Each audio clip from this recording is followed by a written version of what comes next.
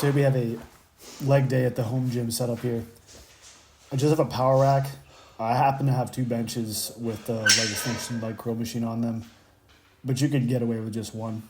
So today we're setting up the barbell back squat. This is after a couple sets of warming up.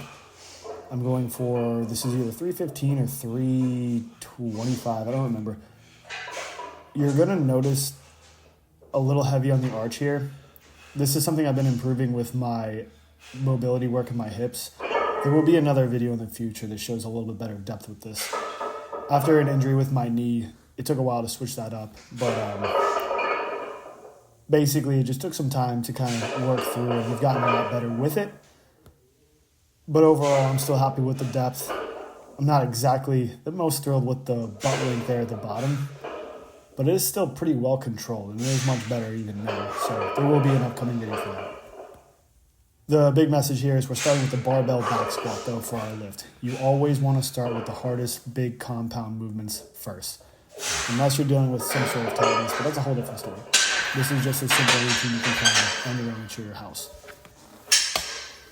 So from the barbell back squat, we're going to go ahead and move into the single leg RDL movement.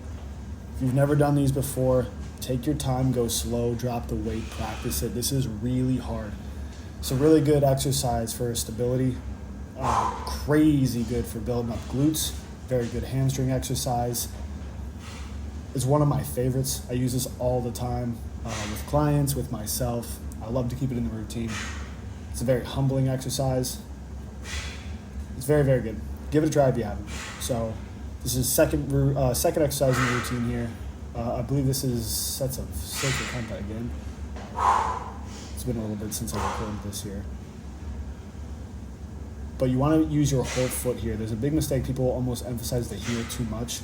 The heel needs to stay firm on the ground, but you can balance out through the whole entire foot there. You want to shift your weight into the back of the body here as you go down. That's why there's a little bit of a bend there in the knees as I swing back. Just to grab the glutes and make that hamstring stretch. After these single leg RDLs, we went into our leg extensions. Now, I really enjoy single leg extensions and single leg curls. This thing was beat up, so I had to stick with the two legs here. If I had a little bit better equipment, hopefully in the future we'll see some, I'd be doing this with one leg at a time here. But the 2 leg is great. Just make sure the intensity is where it needs to be.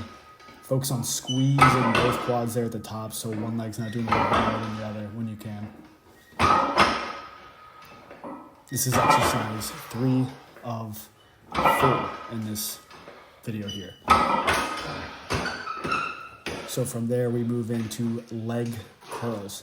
Now these 2 moves you see here at the end here, these leg extensions and leg curls, they were both a superset back and forth. So as soon as I hammer out the leg extensions, I'd run over and jump into the leg curls and pound those out, just back and forth. Just promotes a ton of blood flow. One thing here that I want to emphasize for people doing this at home, make sure to do your best to keep your pelvis down on the pad. I'm coming up a little tiny bit here. I'm super fatigued because my form's starting to slip up a little bit. But you do not want to be throwing your back into this too much because you can definitely pull your lower back if you're not careful here. Just a little pro tip there at the end. And that's going to be your home gym leg day.